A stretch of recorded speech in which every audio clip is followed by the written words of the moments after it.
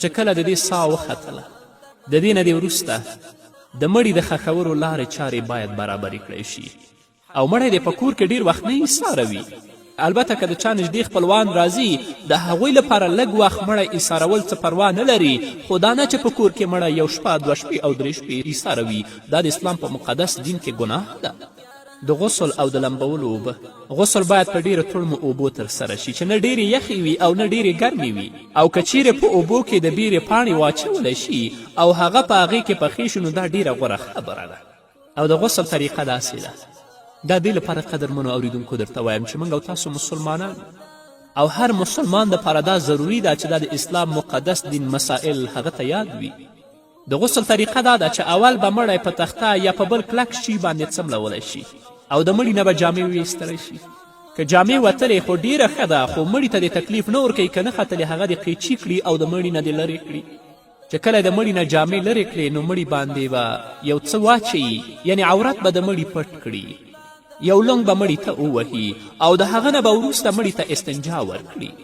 او د استنجا طریقه دا ده چې د لنګ لاندې به د خپل لاس نه نباسي او مړي ته به استنجا ورکوي او د خپل لاس نه به یو ټوټه تاو کړي.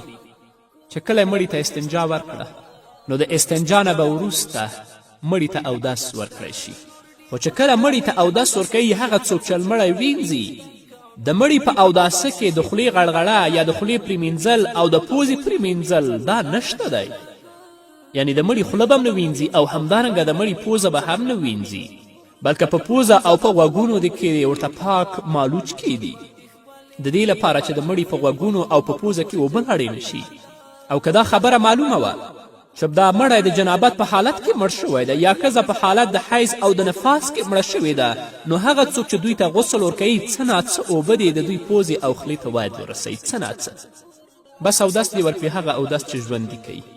د اودس نه به وروسته د مړي سر په صابون باندې ښه پاک ووینځي، ګمنځ کول یې نشته، سر به ورته پاک په صابون ووینځي. نو مړی به بیا د دې نه وروسته په چپ اړخ باندې څملوي. چې کله په چپ اړخ باندې څملوي یعنې چپ طرف به یې ځمکې طرف ته شي، نو دا ښي طرف یې چې پاس دی د سر نه تر پښو پورې دا د پاک ووینځي. په دې باندې به د اوبه 3 وارې اوبه واچوي. چې کله یې ښي طرف ورته ووینځه د دې نه به وروسته مړی په ښي اړخ باندې څملوي او په چپ اړخ باندې د سر نه تر پښو پورې 3 ځله اوبه واړوي. او په کوم وخت کې چې په مړي باندې اوبه اړوي نو نرم نرم دې د مړي بدن هم په خپل لاس باندې وموښي. او د غسل په وخت کې دې لومړی ورته ښي لاس بیا ښي پښه وینځل او د دې نه وروسته چپ لاس او د چپه پښه وینځل دا پکار دي، ځکه چې کله په چپ اړخ باندې واچو نو ښي طرف به ټول ورته وینځي.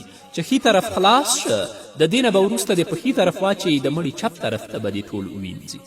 نو چې کله غسل پوره شه نو اوس دې د مړي څخه لنګ خلاص کړي او په بله تخته دې ورته کفن واچوي. خو مخکې د دې نه چې دا مړی کفن ته داخل کړي د مړي بدن دې په یو پاکه ټوټه باندې باید وچ کړی شي.